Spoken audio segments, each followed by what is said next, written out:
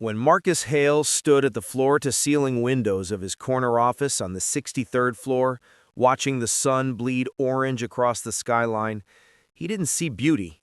He saw the countdown to his empire's collapse. 3 weeks until the board vote. 3 weeks until everything he'd built crumbled into footnotes and bankruptcy filings. And somewhere far below, in the bowels of the building he owned but had never truly seen, a man in a gray jumpsuit was about to change everything. The Hale Industrial Complex occupied 6 city blocks in downtown Chicago, a sprawling monument to mid-century ambition, now sagging under the weight of obsolescence. Marcus Hale had inherited the company from his grandfather at 28, a wonderkind MBA with venture capital connections and zero patience for sentiment. That was 15 years ago. Now, at 43, he stood in his executive suite, surrounded by mahogany and marble, feeling the slow-motion implosion of everything he'd taken for granted. "The defect rate is up to 38%, said Christine Park, his VP of Operations, her voice flat with exhaustion. She stood across from his desk, tablet clutched like a shield. "We're hemorrhaging contracts. Bellamy Motors just pulled out. That's $18 million in annual revenue." Marcus turned from the window, his jaw tight. He was tall, lean, perpetually dressed in charcoal suits that cost more than most people's monthly rent. His hair was silver at the temples, distinguished, his publicist called it, though Marcus suspected it was just stress manifesting in real time. "What's the root cause?" "The riveting process in the H-wing assembly line. The pneumatic system keeps misfiring. Quality control can't keep up. Every third panel comes out with microfractures." Christine's shoulders sagged. "Engineering's been trying to patch it for 9 months. "Then get new engineers." "We've burned through 4 consulting firms, Marcus. The equipment is proprietary, designed in 1987. The original schematics are incomplete. Nobody knows how to fix what they can't fully understand." He sank into his chair, the leather creaking. Outside, the city glittered, indifferent. "How long before the board moves to liquidate?" 3 weeks, maybe less if another client walks." He closed his eyes.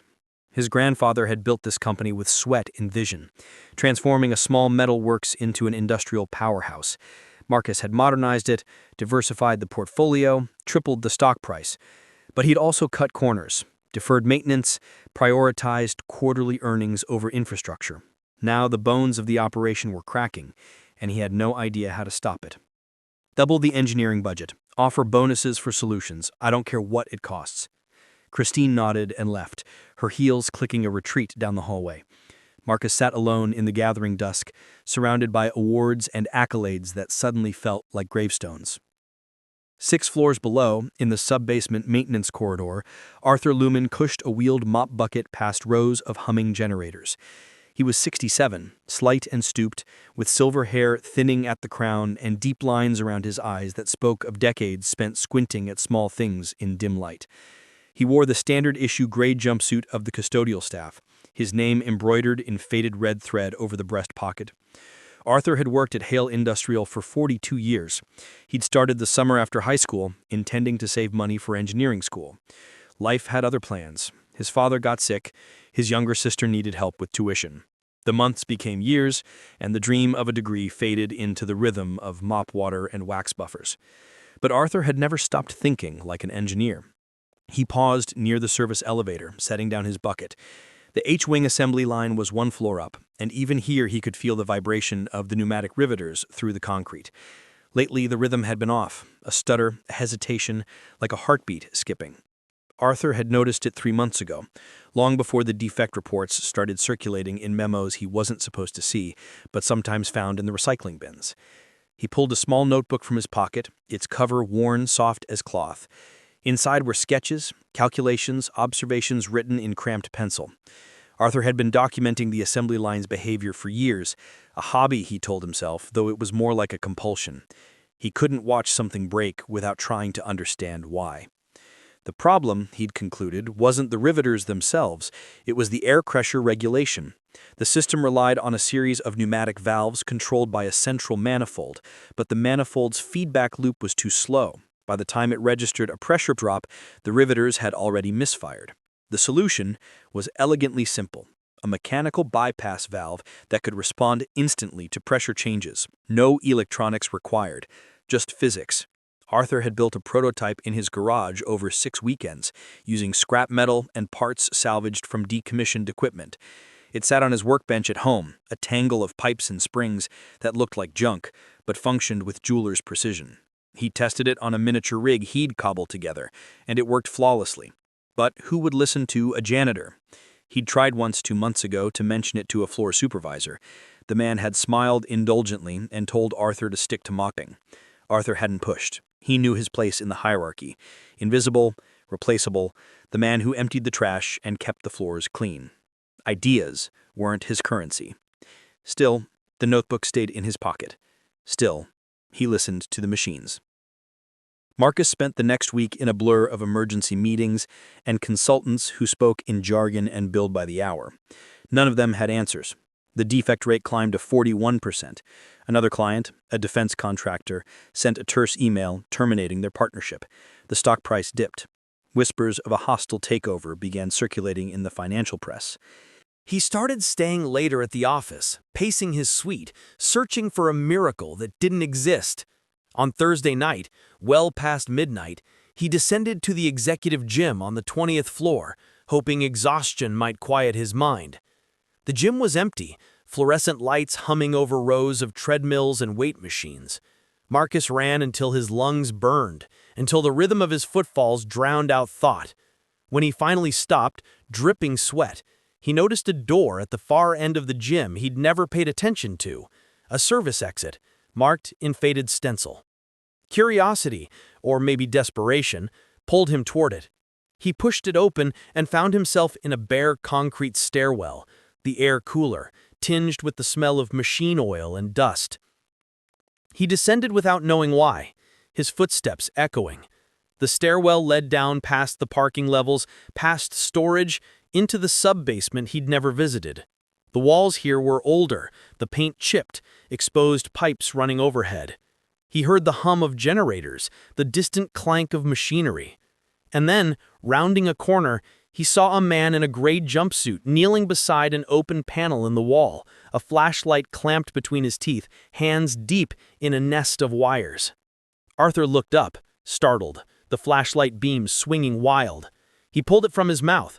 "Sir, you lost?" Marcus realized he must look absurd. Dress shoes and gym shorts, hair plastered to his forehead. Yes, maybe." He gestured vaguely upward. "I was in the gym, needed air." Arthur stood slowly, brushing dust from his knees. He was small, unremarkable, the kind of person Marcus would normally pass without seeing. But there was something in his eyes, sharp, assessing, alive with intelligence. "Long night?" "You could say that." Arthur nodded. He closed the panel, his movements careful, precise. "You're Mr. Hale. I've seen your picture in the lobby." "And you are?" "Arthur Lumen. Maintenance." He held out a hand, rough with calluses. Marcus shook it, feeling strangely off balance. They stood in awkward silence, the generator's hum filling the space. Then Arthur said, "You're worried about the H-wing line." Marcus blinked. "How do you—" "I listen," Arthur shrugged. "Machines talk if you pay attention, and people throw away a lot of memos." "You read interdepartmental memos in the trash?" "Only when I'm emptying the bins." Arthur's smile was small, almost apologetic. "The defect rate's bad, I know." Marcus felt a flicker of something, maybe annoyance or incredulity. "And you suppose you have a solution the engineers missed?" Arthur hesitated, then pulled the worn notebook from his pocket. He opened it to a page dense with sketches and equations, holding it out like an offering. "Actually, yes." And somewhere, deep in the building's bones, something shifted. Marcus stared at the notebook in Arthur's weathered hands, at the neat diagrams and cramped calculations that looked nothing like the glossy CAD renderings his engineers produced. The sketches were hand-drawn, almost childlike in their simplicity, but the math beneath them was rigorous, elegant. He recognized the equations, fluid dynamics, pressure differentials, mechanical response curves. This wasn't guesswork, this was engineering. "You drew this?" Marcus asked, his voice carefully neutral. Over a few months, Arthur flipped to an earlier page, showing the evolution of the design. The pneumatic manifold in the H-wing is responding too slowly to pressure fluctuations. By the time the system corrects, the riveters have already fired at the wrong force. You get microfractures in the panels. Marcus knew this. His engineers had explained it in excruciating detail. What they hadn't explained was how to fix it. And your solution? Arthur turned to a fresh sketch, a simple mechanical valve, spring-loaded, designed to bypass the electronic controls entirely.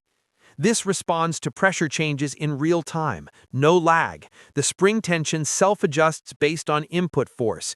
You install one at each riveter junction. Total cost per unit? Maybe $300 in parts? $300, Marcus laughed, the sound hollow. We've spent $2 million on consultants. Consultants tried to redesign the whole system. You don't need to. You just need to let the machines breathe. Arthur's voice was soft, patient, like he was explaining something to a child. I built a working model. It's in my garage. Marcus looked at him, really looked. Arthur was older, worn, his hands scarred from decades of labor. He wasn't trying to impress or position himself. He was simply offering what he knew. Why didn't you take this to someone before? Arthur closed the notebook, slipping it back into his pocket. I did, once. They smiled and sent me back to work. Shame flickered in Marcus's chest, hot and unexpected. How many people in this building had ideas worth hearing? How many voices had he never listened for? Show me, he said. The prototype. They drove in Marcus's car, a sleek German sedan that felt absurdly out of place, navigating the narrow streets of Arthur's neighborhood. The houses here were small, post-war bungalows with chain-link fences and patchy lawns. Arthur directed him to a tidy white house at the end of a cul-de-sac, the porch light glowing yellow against the darkness. Inside, the house smelled of coffee and old books. The furniture was simple, clean, everything in its place. Arthur led Marcus through the kitchen to a side door that opened into the garage. He flicked on a fluorescent work light, and the space came into focus, a world Marcus hadn't known existed. The garage was a workshop. Pegboards lined the walls, tools hung in precise rows. A workbench stretched along the back, covered in projects in various states of completion. Small engines, gear assemblies, a half-built radio. And in the center, clamped to a steel frame, was the prototype. It was smaller than Marcus expected, a compact assembly of pipes, valves, and springs, connected to a miniature air compressor and a pressure gauge. Arthur moved to it with obvious affection, his hands tracing the connections. This is scaled down, but the principle's the same. Watch. He powered on the compressor. Air hissed into the system. Arthur adjusted a dial, and Marcus saw the gauge needle climb. Then Arthur triggered a valve, simulating a pressure drop. Instantly, faster than thought, the bypass valve opened, equalizing the pressure. The needle barely flickered. In the full-scale version, this would keep the riveters firing at constant force, even when the main system lags. No more microfractures. Marcus stepped closer, crouching to examine the mechanism. The engineering was beautiful in its simplicity. No wasted parts, no overcomplication, just a clear understanding of the problem and an elegant response. How long did this take you to build? 6 weekends. I had most of the parts already. And you've been a janitor here for 42 years. The weight of that number settled between them. 42 years of brilliance hidden in plain sight. Marcus straightened, feeling the edges of his worldview crack. Arthur, why did you stay?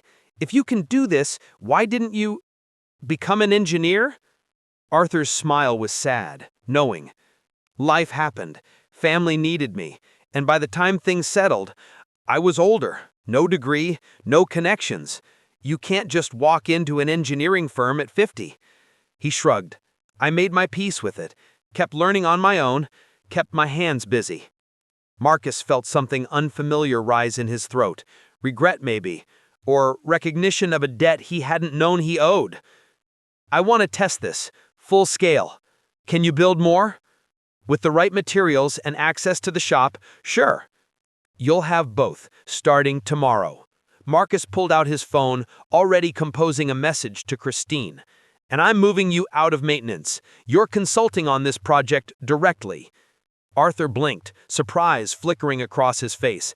Mr. Hale, I'm not asking for... I know. That's why I'm offering.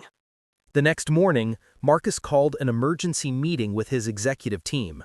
Christine arrived first, followed by the head of engineering, the CFO, and the VP of manufacturing, all of them bracing for bad news. Instead, Marcus introduced Arthur. "This is Arthur Lumen," Marcus said, gesturing to the older man, standing awkwardly in his custodial uniform. "He's designed a solution to the H-wing defect problem. We're implementing it immediately." The room went silent. Christine recovered first. "With respect, Marcus, we've been working with top-tier consultants who haven't solved the problem." Marcus cut her off, his tone sharper than intended. He softened it. "Arthur has. I've seen the prototype. It works." The engineering lead, a man named Garrett with steel-rimmed glasses and a PhD from MIT, leaned forward. "Mr. Hale, I appreciate creative thinking, but we're talking about a highly complex pneumatic system. I'm not sure—" "Look at the design." Marcus slid Arthur's notebook across the table. "Then tell me it won't work." Garrett opened it, skepticism written on his face. But as he scanned the pages, his expression shifted. Confusion, then surprise, then something like reluctant respect. He looked up at Arthur. "You designed this?" "Yes, sir." "And you've tested it?" "Small scale, yes. It holds." Garrett studied the sketches again, running calculations in his head. Finally, he nodded. "It's actually brilliant. Simple, but brilliant." He glanced at Marcus. "If we can fabricate these quickly, we could have them installed in 2 weeks. 1 week. We don't have 2. The next 7 days blurred into controlled chaos. Arthur moved into a corner office on the engineering floor, still wearing his gray jumpsuit because it was comfortable and familiar, but now surrounded by CAD monitors and machinists who hung on his every word.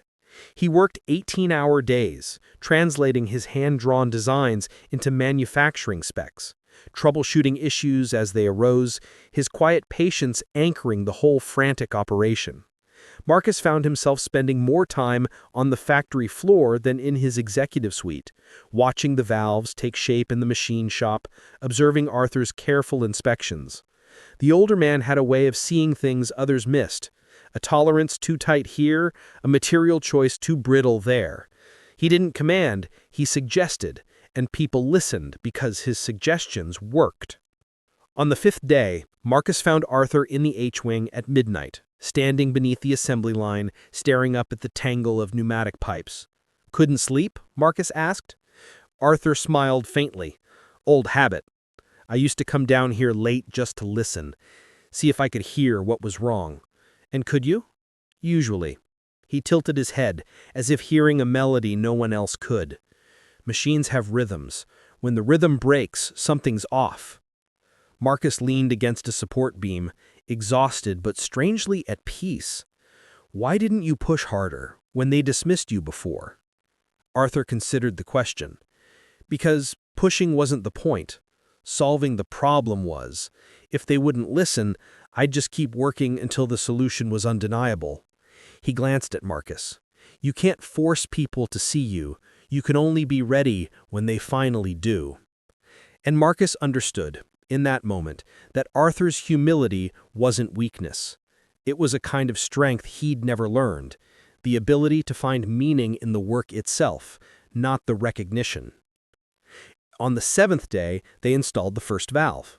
Arthur stood beside Garrett, both of them watching the pressure gauges as the system powered up. The compressor hummed, the riveters fired in sequence, and the needles on the gauges held steady.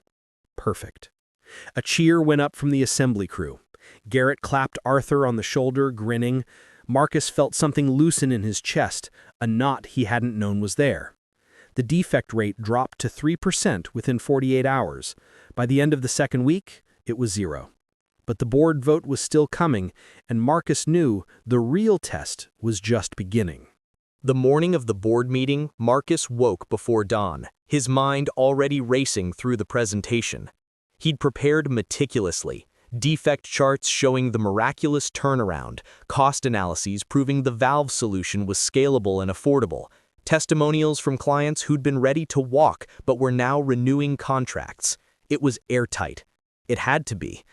But as he stood in the shower, water beating against his shoulders, he realized the presentation wasn't the problem. The problem was what came after. The board would want to know how this had happened, how a company on the brink of collapse had been saved by a janitor they'd employed for 4 decades without noticing, and Marcus would have to answer for that. He arrived at the office to find Arthur already there, sitting in the small conference room adjacent to the boardroom, wearing a suit Marcus had insisted on buying him. Arthur looked uncomfortable, tugging at the collar. "I still think you should do this alone," he said, when Marcus entered. "They need to meet you. You saved this company. You gave me the chance." Arthur's eyes were serious, searching. "That's what matters." Before Marcus could respond, Christine appeared in the doorway. "They're ready." The boardroom occupied the entire 65th floor, a gleaming expanse of glass and polished stone. 12 board members sat around an oval table. Investors, legacy executives, power brokers who'd seen empires rise and fall. At the head sat Evelyn Hale, Marcus's grandmother, 89 and sharp as a blade. She'd stepped back from daily operations years ago, but her vote still carried weight. Marcus stood at the presentation screen, Arthur seated quietly to his side. He clicked through the slides, before and after metrics, financial projections, client retention rates. The numbers spoke for themselves. Murmurs of approval rippled through the room. Then came the question Marcus had been dreading. Gerald Moss, the largest outside investor, leaned forward. "This is impressive, Marcus, truly, but I need to understand. How did we miss this solution for 9 months? We paid millions to consulting firms." Marcus took a breath. "Because we weren't listening to the right people." He gestured to Arthur. "This is Arthur Lumen. He's worked in our maintenance department for 42 years. He designed the valve system that saved the H-wing line. He brought it to a supervisor 2 months ago, and he was dismissed. I found him by accident in a basement corridor, and he showed me what no one else could see." Silence settled over the room. Evelyn's gaze sharpened, fixed on Arthur. "Mr. Lumen, stand up, please." Arthur rose slowly, his hands clasped in front of him. Evelyn studied him, her expression unreadable. 42 years, and no one asked what you thought? No, ma'am. Why not? Arthur's smile was gentle, resigned. I was the janitor. Evelyn's jaw tightened. She turned to Marcus. How many others are there? In this building, in this company? How many brilliant people have we ignored because we didn't think to ask? Marcus felt the question like a blow. I don't know. Then find out. Evelyn's voice was steel. Mr. Lumen, you're promoted. Head of Innovation. Report directly to Marcus. Your first task is to build a program that listens to every employee, from the mailroom to the executive floor. No more silence. She looked around the table. All in favor of continuing operations under Marcus's leadership? The vote was unanimous. The news spread through the company like wildfire. By afternoon, Arthur's story was on the internal newsletter. By evening, it had leaked to the press. Business journals ran features with headlines like Janitor Genius Saves Industrial Giant and Humility and Innovation, the Arthur Lumen Story. Marcus's phone rang non-stop with interview requests, TED Talk invitations, think tank panels. But Arthur hated it.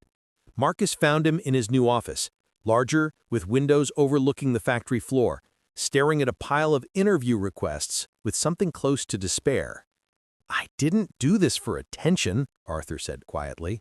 I just wanted to fix what was broken.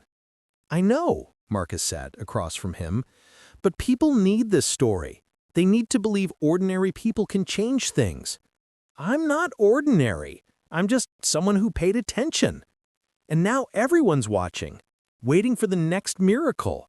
What if there isn't one? Marcus understood the fear. He'd felt it himself.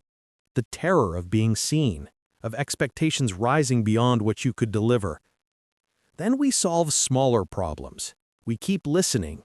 We don't have to be perfect, we just have to be honest. Arthur nodded slowly. And what about you, Marcus? You've changed, Marcus. You're not the man I met in that basement. Marcus thought about it. The person he'd been 6 weeks ago, distant and desperate, measuring success in stock prices and quarterly reports. I'm trying not to be, he said. Over the next month, Arthur built the listening program Evelyn had demanded. He called it the Open Door Initiative, a system where any employee could submit ideas, concerns, or observations directly to a review board that included Marcus, Arthur, and rotating department heads. The first week brought 40 submissions. The second brought 200. By the end of the month, they'd implemented 6 cost-saving measures, redesigned the break room schedule to reduce fatigue-related errors, and identified a warehouse supervisor with a logistics algorithm that cut shipping times by 15%. The company transformed, not overnight, but in increments, small shifts in culture, and how people saw themselves in each other. Marcus started eating lunch in the cafeteria instead of his office, sitting with assembly workers and accountants, learning names, hearing stories. It was humbling and terrifying and more rewarding than any deal he'd ever closed. But not everyone was happy. Garrett, the engineering lead, began to withdraw, his contributions to meetings growing terse and defensive. Marcus noticed but didn't address it, assuming it was an adjustment period. He was wrong. It came to a head on a Tuesday morning. Marcus was reviewing quarterly projections when Christine burst into his office, her face pale. "We have a problem. Garrett just held a press conference." Marcus felt ice slide down his spine. "What?" Christine pulled up a live stream on her tablet. Garrett stood at a podium in front of the city's press club. Reporters packed into the room. His voice was calm, measured, devastated. "I want to address the recent narrative surrounding Hale Industrial. While I respect Mr. Lumen's contributions, the truth is more complex. The valve design he presented was based on preliminary work my team had already developed. We shared those concepts in internal meetings. Mr. Lumen had access to our files during his custodial rounds. What's being celebrated as innovation was in fact appropriation." The room erupted with questions. Garrett held up a hand. "I am not accusing Mr. Lumen of malice. Perhaps he internalized our ideas without realizing it, but I can't remain silent while my team's work is credited to someone else." Marcus felt the world tilt. He looked at Christine. "Is any of that true?" "I don't know. Garrett's team did work on pressure valve concepts, but their designs were completely different, electronic, not mechanical. I'd have to review the files." Marcus was already moving, pulling on his jacket. "Get Arthur, conference room, now." Arthur sat across from Marcus and Christine, the color drained from his face. On the screen, Garrett's press conference played on a loop. News anchors dissecting the implications. "I never took his work," Arthur said, his voice shaking. "I just didn't know what his team was doing. I developed this on my own." "I believe you," Marcus said. And he did. But belief wasn't evidence. We need to prove it. Do you have documentation, drafts, dated notes? Arthur's hands trembled as he pulled out the worn notebook. I started these sketches 3 years ago, long before Garrett's team even formed." Christine took the notebook, photographing each page, checking the wear patterns on the paper, the progression of ideas. She was methodical, clinical. After 20 minutes, she looked up. "These predate Garrett's work by 18 months, and the design philosophy is completely different. Arthur's is mechanical, intuitive. Garrett's team went digital first." Marcus exhaled. "Then we have our proof." But Arthur was staring at the screen, watching Garrett's face, earnest, hurt, convincing. "He believes it," Arthur said softly. "He thinks I stole from him." "Then he's wrong. Or he's scared." Arthur closed his eyes. "I understand that. Being overlooked, watching someone else get credit. I've lived it." He looked at Marcus. "We can destroy him with this, show the dates, discredit him publicly. But is that who we want to be?" Marcus spent the afternoon locked in his office, The notebook spread before him, Christine's analysis pulled up on his screen. The evidence was damning for Garrett. Arthur's sketches predated the engineering team's work by over a year. The design approaches were fundamentally different. Any impartial review would exonerate Arthur completely. But Arthur's question haunted him. Is that who we want to be? Marcus had built his career on decisiveness, on crushing problems before they metastasized. A press conference of his own, a document dump, and Garrett would be finished. Credibility shattered, career over. It would be clean, justified, and it would make Marcus exactly the kind of leader he was trying not to be. He called Arthur. "I need you to trust me on something." Arthur's voice was tired. "Always." "I'm meeting with Garrett, alone. No lawyers, no press, just the two of us." A pause. "Why?" "Because I think he's drowning, and maybe we can throw him a line instead of an anchor." Garrett agreed to meet at a diner 10 blocks from the office, neutral ground far from cameras and reporters. Marcus arrived first, sliding into a booth by the window. When Garrett entered, he looked smaller than Marcus remembered, shoulders hunched, eyes red-rimmed. He sat without a word. Marcus slid Arthur's notebook across the table. "Look at the dates." Garrett opened it reluctantly, flipping through pages. His jaw tightened. He said nothing. "Your team started working on valve concepts 18 months after Arthur began these sketches. He didn't steal from you. He couldn't have." Garrett closed the notebook, his hands flat on the cover. "I know." The admission hit like a fist. Marcus leaned back. "Then why?" "Because I was terrified." Garrett's voice cracked. "I've got a PhD, 15 years of experience, and a janitor solved in 6 weeks what I couldn't in 9 months. Do you know what that does to you? I looked incompetent, obsolete. My team was demoralized, and then the press made Arthur a folk hero, and I was just erased." Marcus felt the anger drain out of him, replaced by something harder to hold. Empathy. "So you tried to take him down?" "I tried to survive." Garrett looked up, his eyes wet. "I told myself it was about truth, about protecting my team. But really, I was just scared of being invisible." Marcus thought about Arthur. 42 years of invisibility, never once slashing out. "You have a choice now," he said quietly. "You can double down, and I'll release this evidence and destroy you. Or you can walk it back, publicly. Admit you were wrong." Garrett stared at the table. "And if I do?" "You keep your job, we figure out how to move forward. But you have to mean it. No half measures."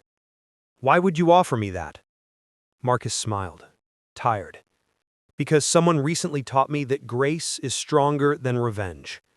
The next morning, Garrett held another press conference. The room was packed, reporters expecting blood. Instead, Garrett stood at the podium, pale but steady.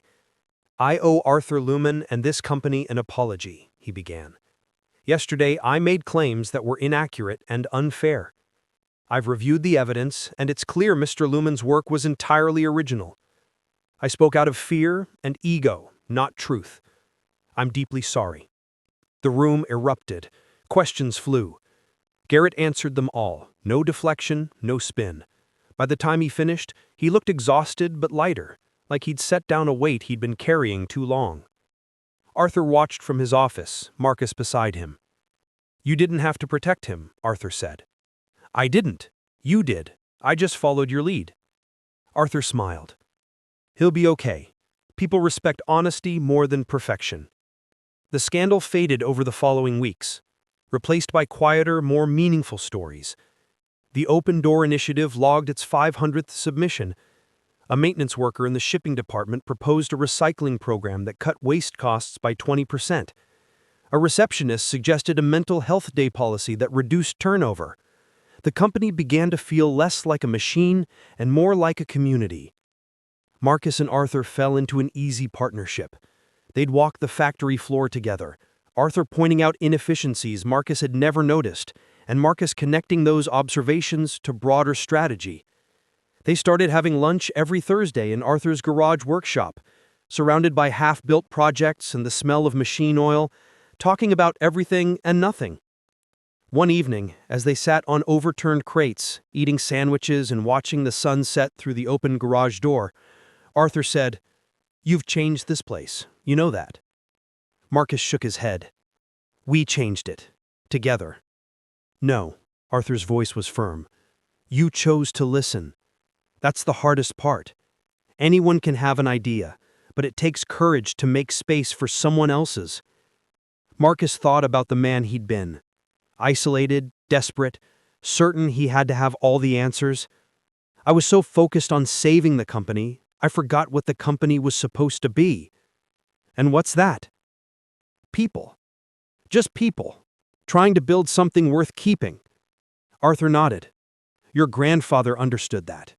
He used to walk the floors every morning, shook every hand, made you feel like you mattered. I never knew him well. He died when I was 12. He'd be proud of you now."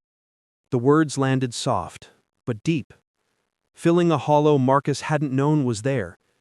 He looked at Arthur, this quiet, brilliant man who'd spent 40 decades invisible, who'd saved everything without asking for anything. "Thank you," Marcus said, "for not giving up on this place. On me." Arthur smiled. "We're family now. That's what family does." 6 months after the valve installation, Hale Industrial posted its best quarter in a decade. Defect rates remained near zero.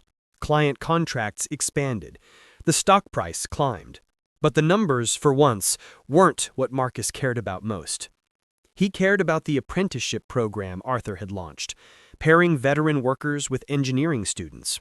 He cared about the innovation lab they'd built in the old H-Wing, where employees could prototype ideas on company time.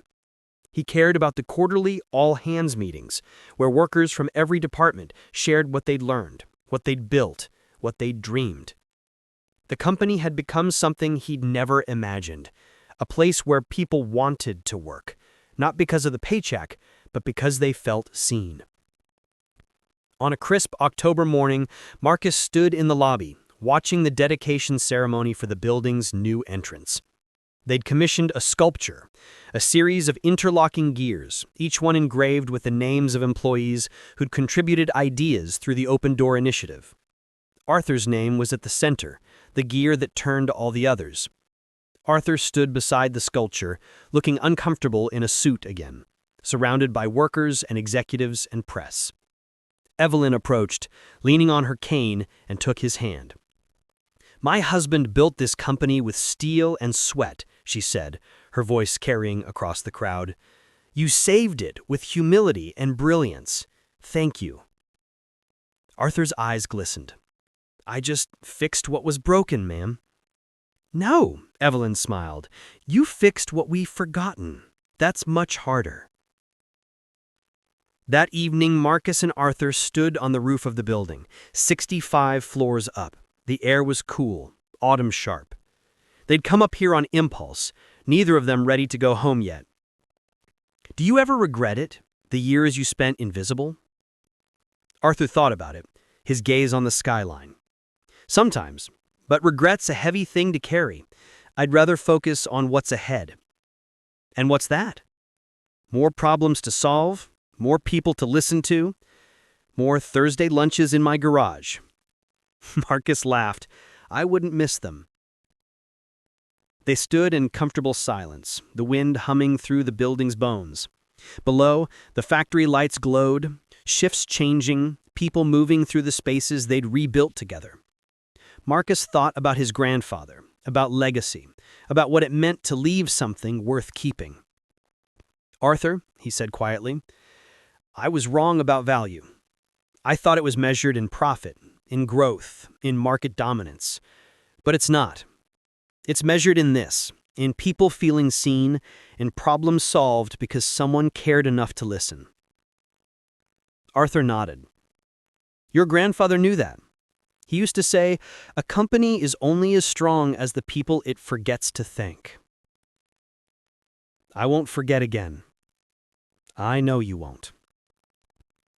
1 year to the day after the valve installation, Marcus stood before the board again. This time, he wasn't defending the company's survival. He was proposing its transformation. I'm recommending we restructure our executive compensation. 20% of leadership bonuses will now be tied to employee engagement scores and open-door participation rates. We're also establishing a profit-sharing program for all workers, not just management. And I'm stepping back from day-to-day operations to focus on culture and innovation full-time. The room was silent. Gerald Moss, the investor who'd once questioned the valve solution, leaned forward. You're voluntarily reducing your own compensation and authority?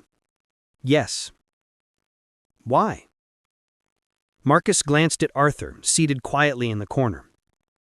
Because this company isn't mine. It belongs to everyone who builds it every day. I'm just here to make sure they have what they need. The vote passed, unanimously. 5 years later, Marcus stood in Arthur's garage on a Sunday afternoon, helping install a new pegboard. They worked in easy rhythm, Marcus handing tools, Arthur measuring and drilling. The workshop had grown. More projects, more equipment, a small library of engineering texts Arthur was finally reading for pleasure instead of necessity. On the workbench sat a framed photo. Marcus and Arthur on the factory floor, surrounded by workers, all of them grinning at the camera. It had been taken the day the company won the National Manufacturing Excellence Award. Arthur had accepted the trophy, then immediately handed it to the assembly crew. "You ever miss the executive suite?" Arthur asked, wiping sweat from his forehead. Marcus thought about it. He still held the title of CEO, but his days now were spent walking factory floors, sitting in innovation lab meetings, mentoring young workers through the apprenticeship program. Not even a little. Good, Arthur smiled. Because I'm working on a new project, efficiency improvements for the ventilation system. Could use your input. Marcus laughed. Always another problem to solve. Always. They worked until the sun set, the garage door open to the cooling evening, the smell of fresh cut wood and machine oil mingling with the distant sound of children playing in the street. It was ordinary. It was enough. Later, driving home, Marcus passed the Hale Industrial Complex, its windows glowing gold in the dusk. He thought about the people inside, second-shift workers, night custodians, engineers burning late, people who mattered. People who were seen. He thought about Arthur, who'd spent 42 years invisible, and how one conversation in a basement corridor had changed everything. And he thought about value, not the kind measured in stock tickers, but the kind built in listening, in humility, in the quiet belief that everyone has something worth hearing.